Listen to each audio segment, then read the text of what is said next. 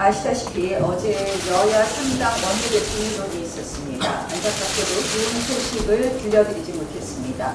지난 패스트트랙 처리, 강행 처리 이후에 사실상 여당의 입장과 태도는 아무런 진전이 없습니다. 3당 대표가 그나마 해법을 모색하는 가운데 구청계인 청와대가 또 끼어들어서 갈등을 부추깁니다. 언론 보도에 따르면 모 청와대 관계자가 국민들께 많이 혼날 것이라고 했다고 합니다. 이것이 청와대의 야당을 대하는 오만과 독선입니다. 청와대가 나설수록 국회의 문이 더더욱 열리지 않습니다. 우리 당 그 누구보다도 국회를 열고 싶습니다. 전국의 킥은 바로 여당이 쥐고 있습니다. 그래서 우리가 여당이라고 말하는 것입니다. 하지만 지금 여당은 야당을 설득하고 회유하는 것이 아닌 오히려 야당의 분노를 자극하고 갈등을 확대시킵니다. 패스트트랙 전국 당시 우리 당 의원들은 모든 것을 정말 걸고 저항하고 막았습니다.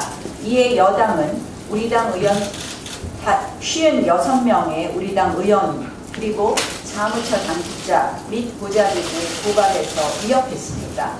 게다가 이제 악의적 의도가 없는 발언들도 틈만 나면 물고 늘어지면서 막말 프레임 정당으로 비난하기에 바쁩니다. 또 야당의 행정부 견제 활동을 탄압하는 데 앞장섰습니다.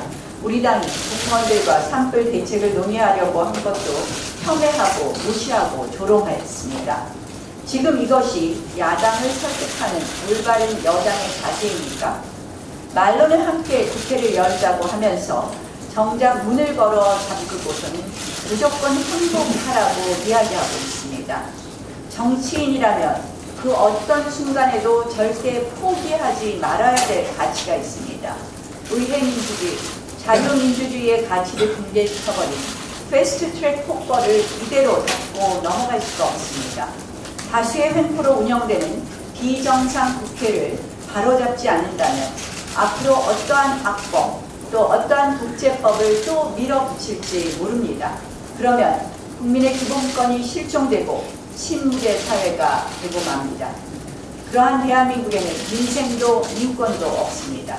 민주당 지도부는 패스트트랙 처리 이후에 얼마든지 합의 처리를 할 수 있다는 식으로 말하고 있습니다. 하지만 실제 유치원 3법 패스트트랙 결과를 한번 보십시오.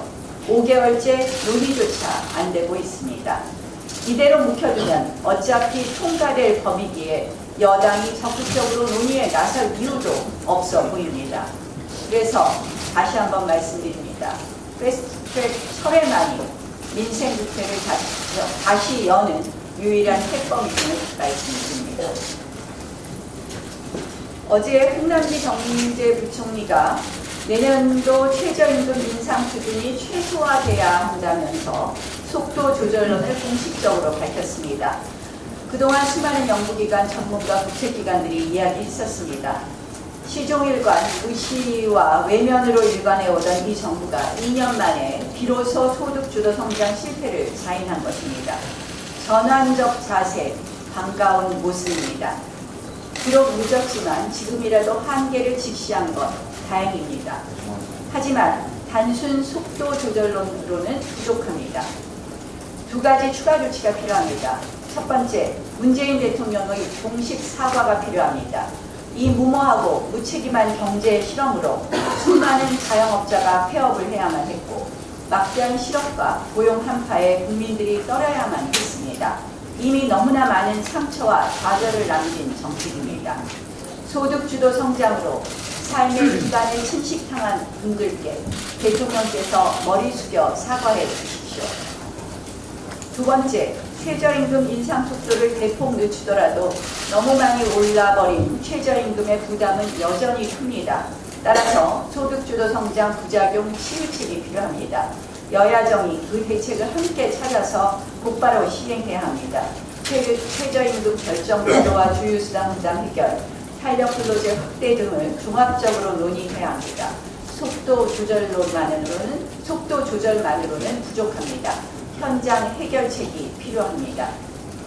그리고 어제 홍 부총리께서 정년 연장 말씀하셨습니다.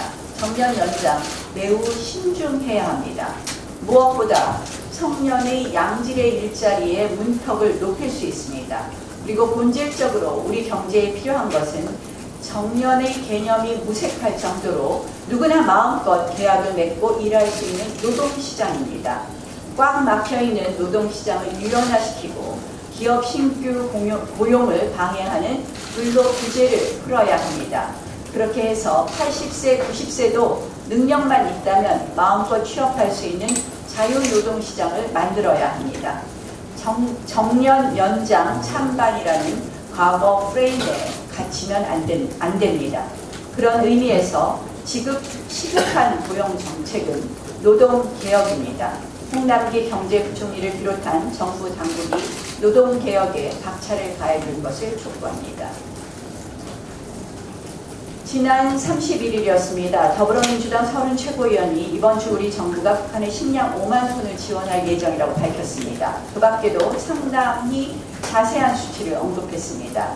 그런데 서른 의원이 그와 같은 발언을 했을 당시에 주무부처인 통일부에서는 아무런 발표도 없었고 확정된 바가 없다고 말하고 있습니다.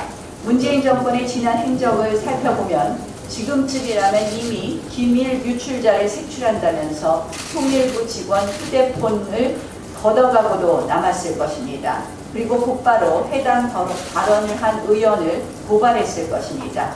그런데 그 소식이 들리지 않습니다. 아마 본질적인 차이는 누가 발언했느냐, 여당 의원이냐 야당 의원이냐인 것 같습니다. 여당 의원이 말하면 정보 공개고 야당 의원이 말하면 국기문란처럼 몰아붙이는 이 정권의 이중성이 또다시 드러납니다. 그런데 이중성도 이중성이지만 대북 식량 지원에 대해서 정말 걱정이 많이 됩니다.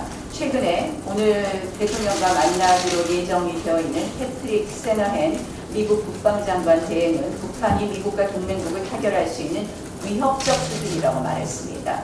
맥메스터 전 백악관 국가안보회의 보좌관 역시 북한의 핵 위협 가능성을 언급했습니다. 전반적으로 북한에 의한 안보위기 우려가 미국의 외교안보 라인에서 제기되고 있습니다. 청와대는 어제 국회가 열리지 못하는 것에 대해서 야당 탓을 하면서 대북 식량 지원 문제가 지연되고 있다고 이야기했습니다. 과연 지금 필요한 것이 섣부른 대북 식량 지원인지 퍼주기 원조인지 정말 엇박자 대북 정책에 대해서 다시 한번 고민해 줄 것을 촉구합니다.